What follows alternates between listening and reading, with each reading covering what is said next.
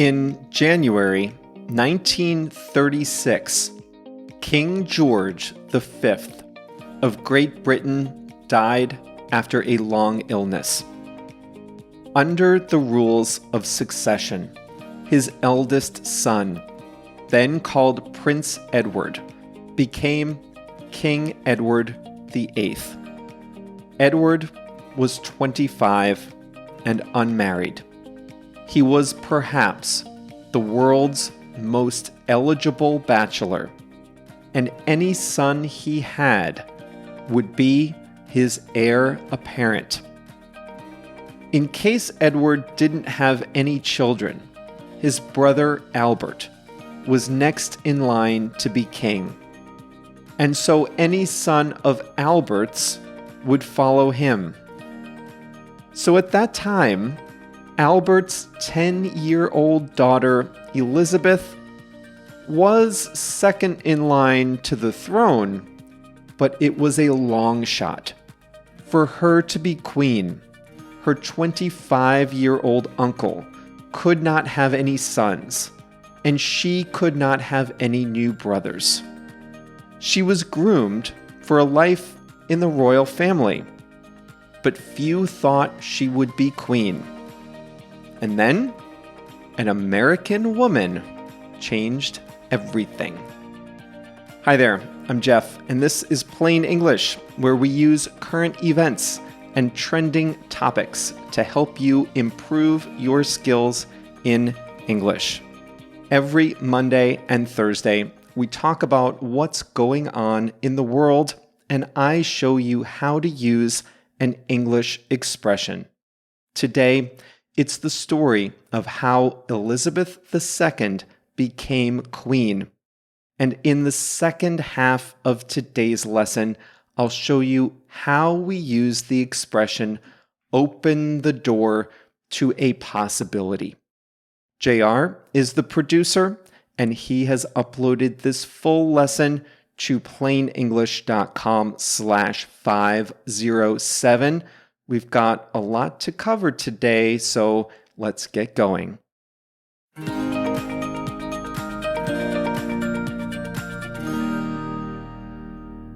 When King Edward III took the throne in January 1936, he was 25 and single. For centuries, royals married other royals. Marriage, in that time and in those circles, was about power, not love. But times were changing, and the door was open to royals marrying regular citizens, commoners. But times weren't changing fast enough for Edward, who, as prince, had a series of affairs with married women from Britain, France, and America. In 1930, still 6 years away from being king, he met a socialite named Wallis Simpson, and they began an affair. When he became king, Edward III was resolved to marry Wallis Simpson. There were just two problems.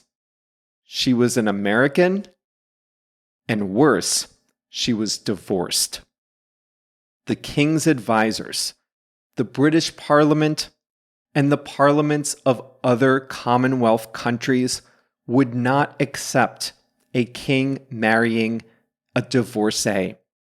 At that time, marriage after divorce was not accepted by the Church of England, and the king is the head of that church. So King Edward VIII, less than a year into his reign, in his mid-20s and without any children, abdicated the throne. He quit and left England. Since Edward had no children, his brother Albert became king, taking the name King George VI in December 1936. The new king had no sons, but he did have two daughters, Princess Elizabeth and her younger sister Margaret.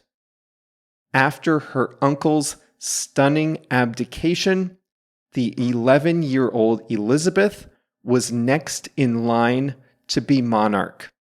She said she immediately started praying for a brother. Even then, it was not guaranteed that she would become queen. Her mother was still of childbearing age. If her mother had given birth to a son, then the son would have jumped the line. But the marriage did not produce any other children. Young Elizabeth's education went into high gear.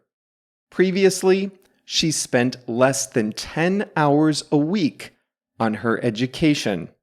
Now, her tutors arranged lessons on government, constitutional history, French, literature, and world affairs. She learned the rituals of the monarchy, and when she was older, Elizabeth followed in the tradition of princes and princesses before her serving in the military. She learned to drive and to maintain military vehicles. As Princess Elizabeth grew into adulthood, it was clear that she would, someday, be queen. And that day came on February 6, 1952. King George VI died in his sleep. He was only 56. On a cold and wet London morning, the BBC reported that the king had died. But Elizabeth, now the queen, still didn't know. She was in Kenya, a British colony, with her husband, Prince Philip, whom she had married 5 years earlier. The couple had spent the previous night watching wild animals at a game reserve. They were touring the countryside when a newspaper reporter asked the prince's private secretary about the news from London. It was the first anyone there had heard. The secretary quickly informed Prince Philip, who broke the news to Elizabeth next to a trout stream in East Africa. She was now the Queen of England at age 25. It was 2:45 in the afternoon. She had been queen for most of a day without even knowing it. Elizabeth and Philip immediately flew to London. The British Empire mourned its king, but ached for better times. Just 6 years removed from World War II, Britain still suffered shortages and rationing brought on during wartime. A young queen could, perhaps, lead Britain toward better days. New monarchs, as you learned on Monday, have the option to choose their name. When asked what name Elizabeth Alexandra Mary would take, the new queen responded, "My own name, of course. What else?" She would be the second Queen Elizabeth. The first Queen Elizabeth also took the throne at age 25. She ruled 400 years earlier and presided over a golden age in English history. During the Elizabethan age, as it is commonly known, Shakespeare wrote plays, people embraced Protestantism, and the English Navy explored the world. Winston Churchill, Britain's wartime hero, was Prime Minister for a second time when King George VI died. He was quick to announce a second Elizabethan age. The term was a stretch. It captured the optimism, but not necessarily the reality of the day. When Queen Elizabeth II acceded to the throne, Britain's economy was threadbare. Its people used rationing coupons to buy their limited meat allowance. Its colonies clamored for independence, and it was clearer than ever that Britain, once the world's military superpower, was taking a backseat to America.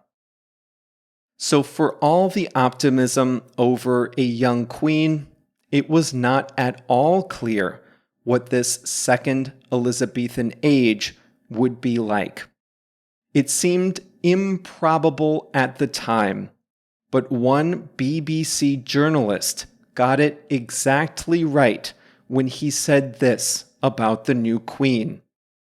No more devoted or courageous person could carry on the monarchy, which is the lasting strength of Britain and the wonder and envy of a large part of the world.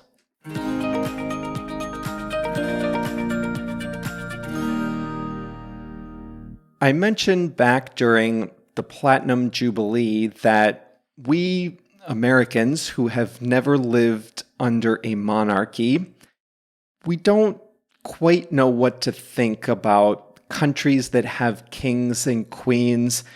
We enjoy the pageantry, the ceremony, the family dramas, but I don't think many of us think about what a king or queen of a constitutional monarchy can actually do, what they can contribute in the year 2022.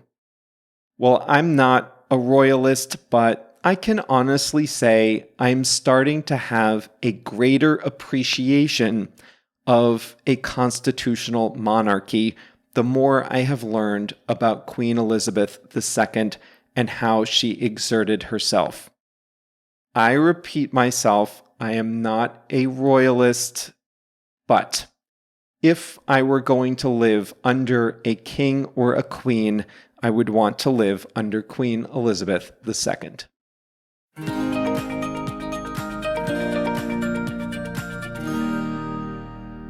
Today's expression is a metaphor. We're going to talk about opening the door to something. When you signal that something new is now possible, you open the door to that new idea or that new possibility. It really does help to think about this in terms of a door being open or closed. Imagine that you want to do something, but it's completely impossible. The door is closed. But if that thing then becomes possible, the door starts to open a little. So let's pretend that you want to work from home permanently. Your boss hates the idea. She wants you in the office every day. The door is closed to the possibility of working from home every day. That's your company's policy, and you have to accept it. The door is closed. But now imagine you get a new boss, and he comes in from another company. He's a little more comfortable with working from home. So soon after this new boss takes over, he opens the door to a little more working at home. When he opens the door to more working at home, he signals that this is now a possibility. It wasn't possible before, but now your new boss is signaling that it's starting to become possible. He's opening the door to the possibility. Now, I want you to notice here that when your boss opens the door to working from home, he's signaling, indicating that maybe this new thing is possible. He's not throwing out all the rules. It's not a complete change. It's a first step. It's a signal that what was impossible before might be possible now. I have always assumed that the way I should communicate with all of you is through my voice, through the transcripts on the website, and in emails to all of you. I have not wanted to be on video except for the how-to videos in the Plus membership. I haven't wanted to do these main lessons on video.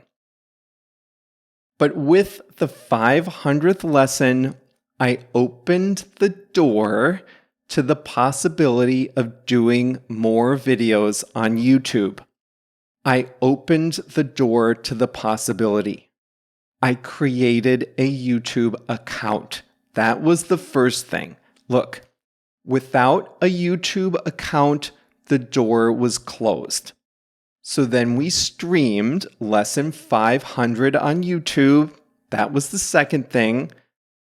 And then I waited a while and I started to think, I could maybe do something on video with the full lessons. I opened the door. And now, guess what? On a trial basis, I am uploading these main audio lessons to YouTube, and I am on camera. So I opened the door to the possibility with the 500th lesson. Before, it wasn't possible. I didn't even have a YouTube account. Then, I opened the door to the possibility by uploading a few videos.